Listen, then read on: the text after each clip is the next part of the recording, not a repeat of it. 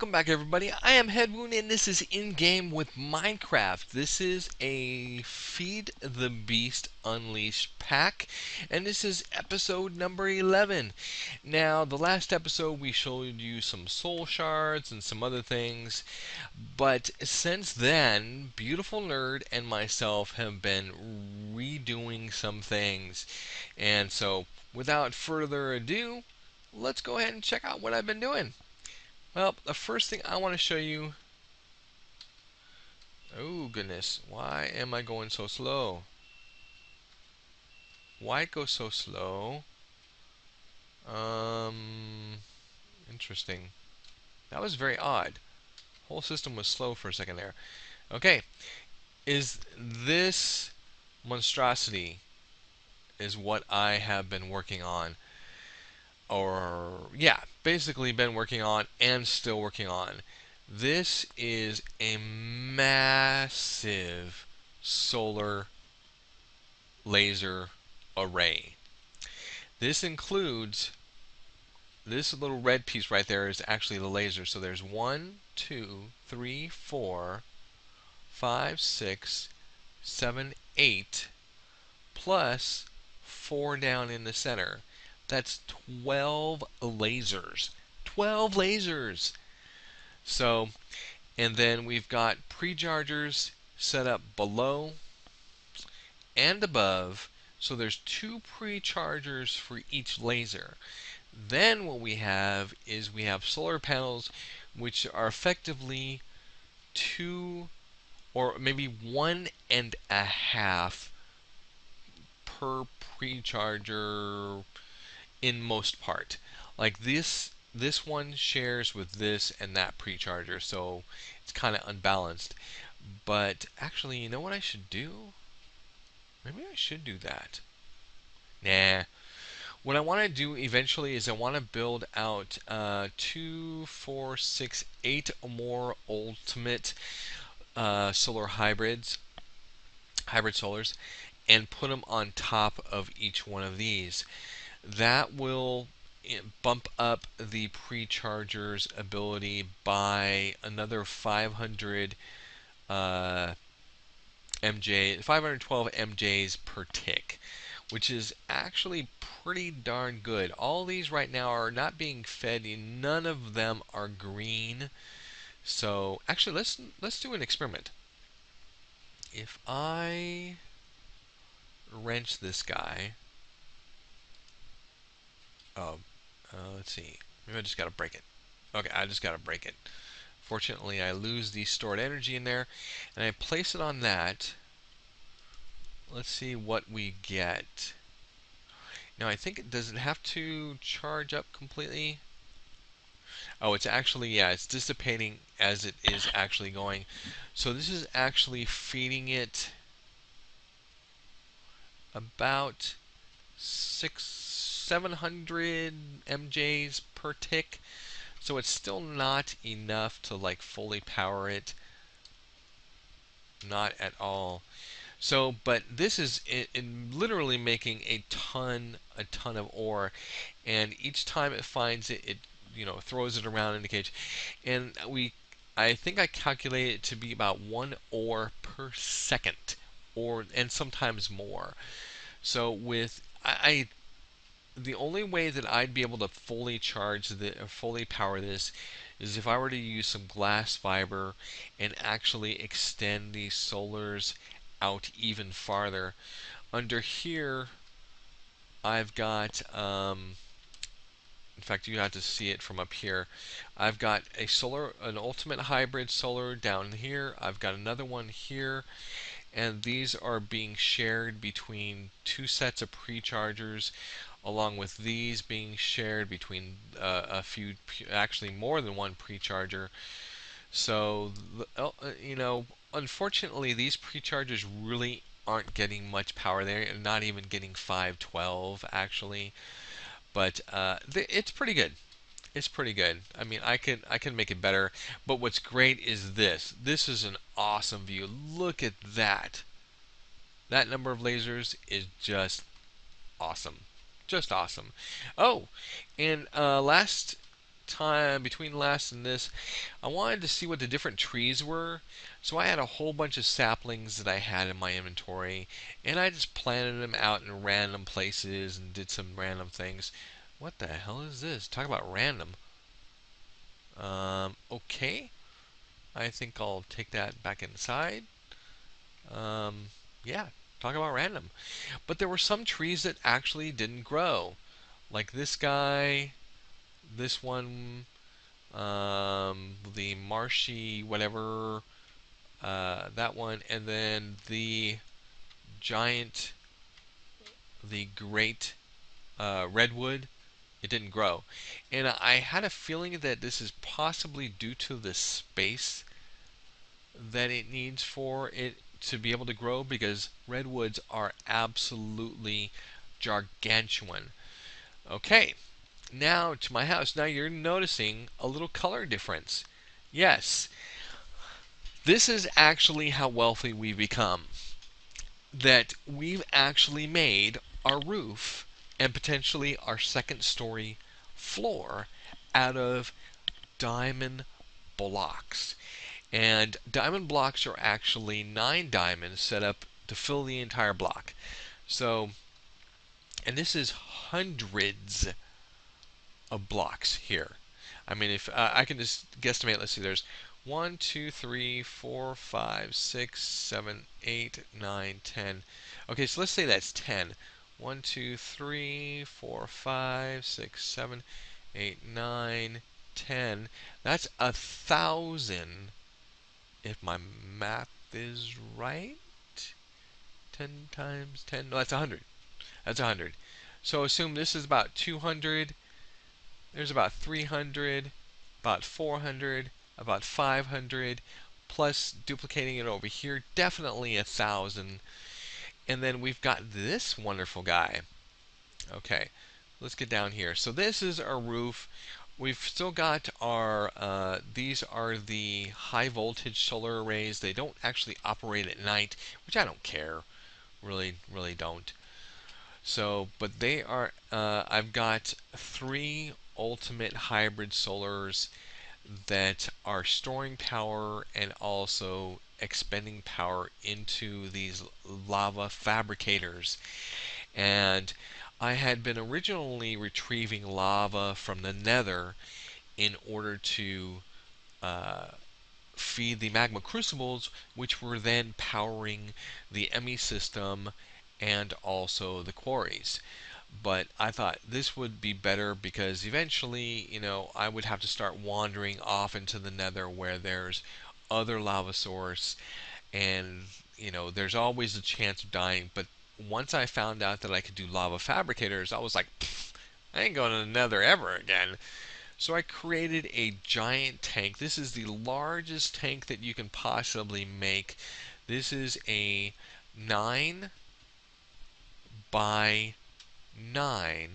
So it's 9 squares this way, 9 squares that way, and then it's 8 high. So, and this is an iron tank. This is iron tank wall. These are iron tank gauges. It doesn't look like a gauge, but that's what they called it. And then the iron tank, believe this is the imports. I can check this out really quick. Iron tank. Okay, so those are the valves. So we've got the gauge, we've got walls, and we've got valves. You need at least 1 gauge and 1 valve in a wall. You can have any combination. Like I could literally fill this entire wall with gauges, but I need at least 1 valve, which is, actually, I should rephrase that. The entire box or the entire tank has to have at least 1 valve somewhere. It also needs to have at least 1 gauge. Like I can literally cover the entire thing with valves as long as I have 1 gauge. So these actually input the lava in, and I've got 2 extra ones. That's because when I was filling this, I was, why not use the lava from the nether to fill this thing? So I had the 3 lava pumps going into here, and so I was just filling it up that way. Now, you're probably asking, well, where the hell is the lava coming out of? I don't see an actual valve taking the lava out. And where it is actually below here. I actually made it on the underside glass of here. And let me see, I don't want to actually break anything. I think one is right down here. There it is. So I've got a valve which is, let me just dig down here. Okay, so I've got a valve right there, and I've got a valve right here, and I've got a third one which is over here, 2 spaces over that direction. And I've got the wooden waterproof pipe leading to cobblestone waterproof pipe, which then goes down and feeds uh, the magma crucibles down below. And so we'll take a look at what I did with that. Oh, okay, wait a minute, hold on. We gotta go in this proper way. So Beautfl Nurd worked on this. We still got our cows out there, so we still have the potential for our tree farm. We've also found a bunch of sheep, a bunch of pigs, which I actually don't even use. But the sheep, what we've been doing is we created some force shears, which actually have the rainbow enchant in it. So when, let's say this white guy right here, when we clip him, he's not going to give us white. Well, he potentially can, but he gave us light gray instead. And if I click on, okay, this green guy, okay, the green, he gave us lime green, so the color he was. This blue guy gave us cyan and yellow. So it gives us random colors for any type of sheep that we see here. And I'm just going to go ahead and clip. Oh, come on. Sheep was in the way. Come on, get out of my way. I'm clipping sheep. Get out of my way. Clipping sheep. Need some wool. Need some wool. Need some wool. And some wool. Some wool. I'll just start clicking away. I'll just hopefully shear something. And I don't know how the logic actually works. I gotta check on this, on how they actually, how often they regenerate the wool that they actually have. I don't know how often that occurs. But you see, I got a whole bunch of really nice colors that I can potentially use to decorate things. In fact, Beautfl Nurd actually decided that she wanted, purple on the outside here, which I thought, okay, whatever. Let's go ahead and open it. Oh, I hate this door. I hate this door. Oh, thank God it finally let me in. And she was actually doing black wool on this side, and she actually ran out. So she said, "Okay, well, just do the obsidian on the rest." I think what we'll do is we'll replace the black with obsidian on that side. But this is the same room. This is our age room. We had some signs up here to indicate which ages we had available to us. But during the remodeling, it got broken down, and that's it. Anyway, so here's our diamond. Oh, okay, so we've also got this. This is actually gold blocks. So, and gold blocks are made the same as the diamond ones with a 9 in, covering the entire block. And I wanted to do something like this. It was too much stuff that was in this room. And so what I decided to do was basically put in this gold block walls and bring forward the actual ME interfaces and different monitors that I wanted. I also took the opportunity to set these into the wall like that, and also so I have my scrap This is my UU creation switches is basically what they are. And I'll put signs below it and above it indicating off and on. We still have our energy monitors, which are there. This wonderful little thing is a rain sound muffler.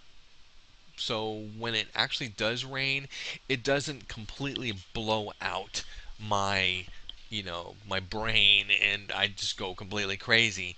It will actually muffle it so I can't really hear it. Over in this side, we've started our apiary. Now, I actually built this. This is actually its own individual ME system, and this is a secondary ME system that's completely disconnected from the other one. And the reason why is because I wanted a system that was only for the bees. Because if you've ever worked on bees, you know how insane it can be to organize everything. If you put it in a chest, then that means that every single queen or princess that you have sits in its own individual spot. But the ME terminal or the ME system is smart enough to compile those all together. So, and eventually I'll decipher all these genomes using the Bealyzer, and I think that's the right thing. And we'll be able to figure out if they're pure or not or what. We've also got a that one is gold ore berries, and we've got tin, and we've got copper. So we've got a number of things going on there. Let's go ahead and show. Oh, wait a minute, I'm putting it in the wrong system. Oh my God, I'm messing things up already. Oh wow, look at that. I just talked about keeping it organized, and I put it in the wrong one. And okay, here we go. Let me put this in there. That little random egg that happened to flew into our inventory. And we'll go ahead and put this on the ground. I don't know what's in actually. Yeah, I don't remember what's in there. But now the unfortunate thing is that this. Well, the unfortunate and fortunate is that it hides our whole factory situation back here, which I think eventually I'm going to put on the wall, which will free up a lot of the space. Twilight portal is still there. I broke it once, and I was able to recreate it. But let's see, what else we've got going on here. Okay, so we've come back here.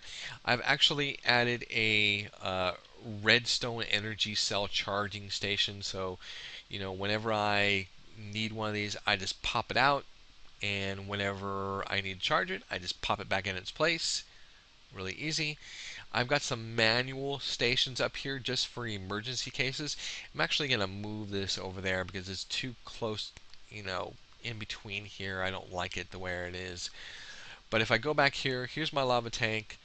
And then here, we used to have our redstone emergency engines in here. But I said to myself, you know what? Because this actually happened. I set up a remote wireless terminal between the magma crucibles downstairs and the ME system.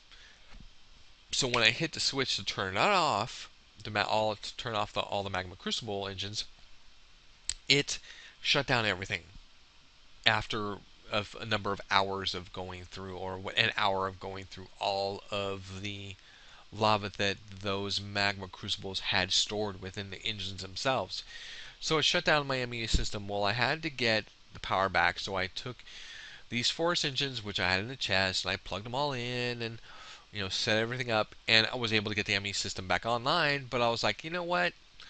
I want to separate the power from the ME system and the magma crucibles. So what I did was actually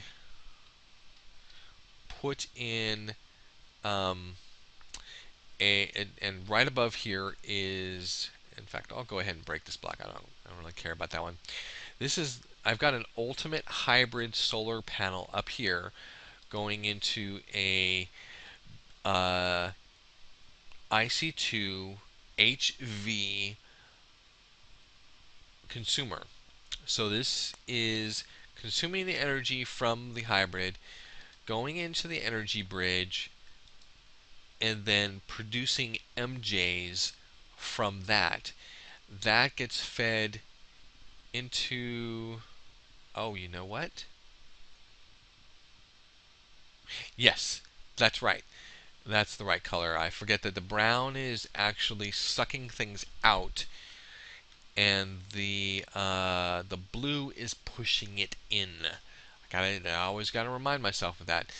So this is sucking the power out, and potentially also sucking the power out of these three engines. So if I turn this off for whatever reason, and I can actually, or for whatever reason, if this thing breaks, or if I don't have enough power eventually to power this, I've set up an emergency wireless that is hooked to these three engines.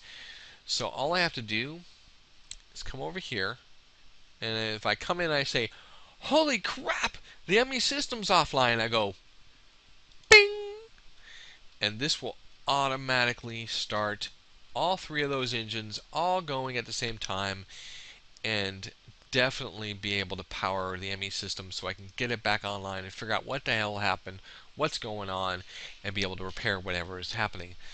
So let's see. What else? I think we've covered the new trees. We've covered the new power. Oh, downstairs. Okay. So with downstairs, we originally had this station, which was powering. Actually, no, it was this station that was powering our ME system and also our first quarry. So that worked out great. Then we built this one for our second quarry. Then we built, oops, we built this one for our third. And I wasn't very happy with the quarry speed. So I put the ultimate solar up there. I put I put each one of these has its own energy tesseract. So this is station 1, station 2, 3, and I built a fourth one down at the end. And all of these are being fed from the lava tank outside, which is being, gathering the lava from, where is this? Oh, that's right. That's the um, smeltery. Well, the smelter up there. So anyways, I've got the energy all collecting in those. And so now when I do a quarry, in fact, we're going to go visit age 31. And we're going to take a look. I know that our quarry actually finished. In fact, I did the same thing, which I always do when I go out here. And I'll do this when I get offline. I don't want to make this video too long, but this is just, catching people up, showing people how we're changing things and how we're, doing otherwise. So we've got let's see, how is it, um, uh, double, triple, quadruple. So we're doing a quadruple quarry. And if we just come up here, you can see it. It's massive. It's beautiful. Sorry that the rendering isn't actually working. But we've got each one of these being fed from its own energy. And this is basically free energy at this point, because the lava that we're actually generating is being created from the lava fabricator or whatever it's called, and is being powered by solar. So it's free energy for lava to create a more powerful energy. So this actually is tremendous. It really did extremely well, and we'll do, I'll just move on down here another 128 blocks. Actually, what I'll do is I'll set down one of the landmarks right over here, and then I'll measure out that way, and that's where I'll put the first quarry block to be collected. And this was actually, I mean, guys, if you have a choice between choosing a dense ore um, world, which is fine. I mean, if you, the only thing with dense ores is it's guaranteed to be unstable. Absolutely guaranteed. I mean, I have yet to figure out a combination of negative effects that when I create a dense ore world or dense ore age, that it doesn't have um, the virus block or whatever you want to call it, the parasite block, which basically replicates itself and then ultimately takes over the every single block in the world. So you basically don't have a world at that point. Actually, you know what? I think I'm gonna go that way this time. But what I was gonna get to is that this, if you can find the gold block page, it's a gold mine. Literally, literally, put gold block into a stable world, and you will get gold blocks like this everywhere. You'll get them in the sky, per maybe, but you'll definitely get them in the ground. And if you're talking about using a minion stone, you can turn 4 pieces of gold, 4 gold ingots, into a diamond. So, we're actually going to head back to my place right now. We're going to take a look at my gold ingot situation in my inventory. So right now we're going to take a look at ores. We've already done all. In fact, look at this. This is from the laser. This is from the laser, guys. We have 761 diamond ore. That is going to be probably, let's see, if one block produces an average of 3 diamonds, then that means we're talking about 2,000 diamonds at least from that block, from these blocks of ore. Okay, so let's take a look at our gold. So right now we have 18,493 gold ingots. Okay, divided by 4. Think about that. That's the number of diamonds that I can create. So now you can see why, creating a diamond roof or diamond block floor, hey, no problem. So now what becomes the most expensive thing is when I want to create another ultimate hybrid solar panel. That's where things get expensive. That's when we start using up the UU matter, which we have to start putting out production. We had to actually burn through all our dirt and all our cobble. It was 3 million cobble that we actually went through to create scrap and then put into the scrap boxes, which then help produce the UU matter. And right now we have 59,000 or 5,900, pretty much 6,000. But at one point we had 18,000 UU matter. 18,000. That's crazy. That's crazy. So, anyways, this is our latest update to our place. We will be decorating a little bit more, maybe changing some of the colors or some of the styles. We'll probably create an upstairs with stairs going up there so we can create more of a living area than what we have here, which is just this blank room. Maybe we'll create fireplaces and different things of that nature. It will look a lot more like a home than out here, because this looks very ostentatious with showing off the gold and showing off the diamonds, and we still got cobble floor. I mean stone floor. What the hell is that? Hell no! We still got grass and dirt and sand floor. Yeah, I'm a terrible decorator. Absolutely terrible. I'm sorry, guys. It's just, I don't really care.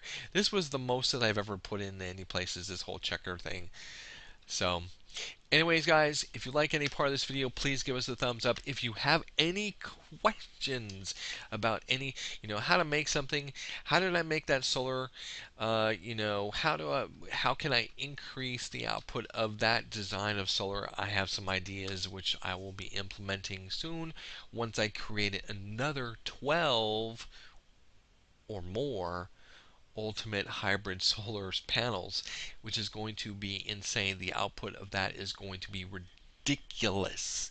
The amount of ores that thing is going to be producing. But you know, subscribe to the channel if you haven't already. If you'd like to see more content like this, and like always, we'll see you next time.